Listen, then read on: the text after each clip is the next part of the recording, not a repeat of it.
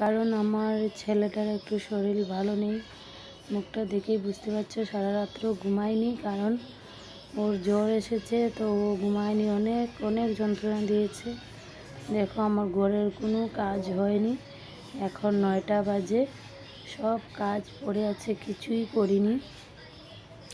রান্না বসাবো, সবজি কেটে রেখেছে আমার বর, কিন্তু কিছু রান্না হয়নি এখনও। এখন চেষ্টা করছি একটু রান্না করব।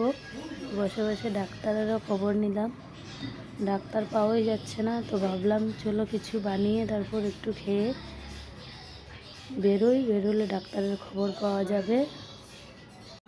তো ঘরে ছোটো মাছ ছিল, ওটা ফ্রিজ থেকে বের করেছি, ওটা দিয়ে কিছু একটা বানিয়ে নেব। ওনাকে বলেছি যে তুমি ছোটো মাছ দিয়ে কিছু বানিয়ে নিয়ে খাবে, ও বলেছে হ্যাঁ কিছু বানিয়ে নেব।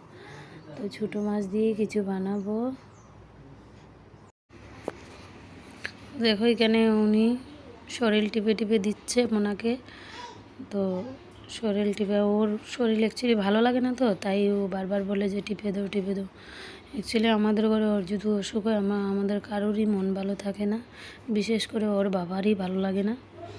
তো আমি আগে কাজটা সেরে নিই, উনি শরীর টিপাচ্ছে, রান্নাবান্নাটা করে নিই। আর ওনাকে বলেছি রান্না প্রায় আমার হয়েই যাচ্ছে, এখন আমি ঢেকে দিয়েছি, তরকারিটা জাল হবে। তো ওনাকে বলছি যে তুমি রেডি করে নাও, ওকে বেরিয়ে পড়বো খাওয়া শেষ করে।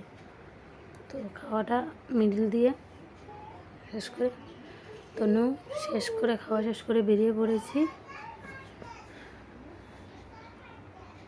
গাড়িতে বসে আছি, দেখো ওর মুখটা কীভাবে দেখা যাচ্ছে, একদম কীরকম যেন হয়ে গেছে, ভালো লাগছে না। উনি গাড়ি চালাচ্ছে, আমি ওকে কুলে নিয়ে বসে আছি, যাচ্ছি। ডাক্তারের এখনও কোনো খোঁজ পাইনি, কাকে দেখাবো, ভাবছিলাম মাসুমকে দেখাবো, তো এখনও পাইনি, কারো খবর পাইনি, কে কখন দেখবে। তো আগে শিলচর যাই, তারপর দেখা যাবে কাকে দেখাবো।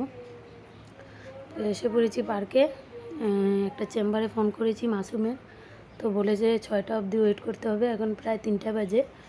তো আমরা 3টের সময় বেরিয়ে পড়েছি, তো সবাই অপেক্ষা করছি, ময়নার পিসি, আমি, আমার বর আর আমার একজন দেওর বসে আছি, 6টা অবধি অপেক্ষা করছি। ও পার্কে ওর পিসির ঘর আছে, ওইখানেই বসে ওয়েট করব। তো এখন তো আপাতত পার্কেই আছি, আর আমার দেওর ভিডিও বানাচ্ছে, আমাদের ভালো লাগছে না তাই ভিডিও বানাচ্ছি না, ওর শরীর ভালো নেই। দেখো ওকে ফটো করলাম, বসে আছে। তো নাও 6টার টাইম হয়ে গেল, আমরা বেরিয়ে পড়লাম, ডাক্তারে যাব। সন্ধ্যা টাইম তো, রাস্তায় অনেক জ্যাম, খুব স্পিডে আমরা যাচ্ছি। তো সবার আগে আমার ময়নাকে নিয়ে ওর কাকু আছে, তারপর পিসি, তারপর আমার বর, আমি। তো স্পিডে যাচ্ছি, দেখো জ্যাম, অনেক জ্যাম রাস্তাতে, সন্ধ্যা টাইম সবাই ঘরে যাবে, তো জ্যাম হচ্ছে। ওদিকে চেম্বার থেকে ফোন এসে গেছে 2বার, ডাক্তার চলে যাবে তাড়াতাড়ি যাওয়ার জন্য, তো তাড়াতাড়ি স্পিডে যাচ্ছি, যেতে তো একটু সময় লাগে, অনেক ডিস্টেন্স আছে, তো স্পিডেই যাচ্ছি।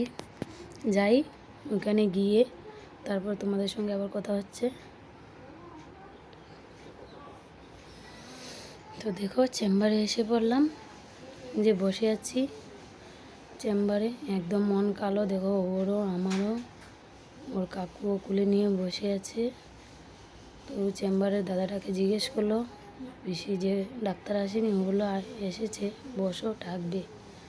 তো বসে আছি, দেখি ডাক্তার দেখাই। দেখানো শেষ আমাদের, ডাক্তার বেরিয়ে পড়লাম। যাই হোক মনটা একটু শান্তি হলো, তেমন কিছু না, বলেছে এগুলা ওয়েদারে হয়েছে।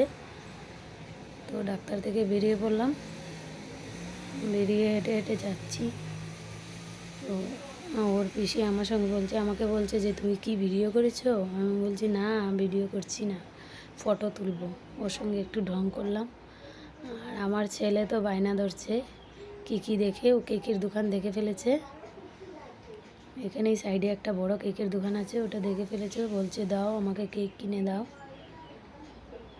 তো ওকে বুঝিয়ে নিলাম। ঘরে দেখতে পাচ্ছ এসে পড়েছি, ঘরে এসে রান্নাবান্না কমপ্লিট করলাম। দুপুরবেলা যে মাছ ঝোল বানিয়ে গিয়েছিলাম ওটা আছে, এখন আলু পনির দিয়ে একটু তরকারি করলাম। কালকে আর সবাই টায়ার্ড হয়ে গেছে, রেস্ট নিচ্ছে। আর মনাকে দেখো একটু জ্বর কম আছে, তাই একটু শুয়ে পড়েছে। তো ওরা ওর সাইডে শুয়ে আছে, আমি রান্না শেষ করে এসে বসলাম। খাওয়া দাওয়া হবে, অনেক টায়ার্ড হয়ে গেছে। আজকের মনটা বেশি ভালো নেই, তাই আজকের জন্য তোমাদেরকে বাই করে দিচ্ছি। নেক্সট ব্লগে দেখা হবে। বাই।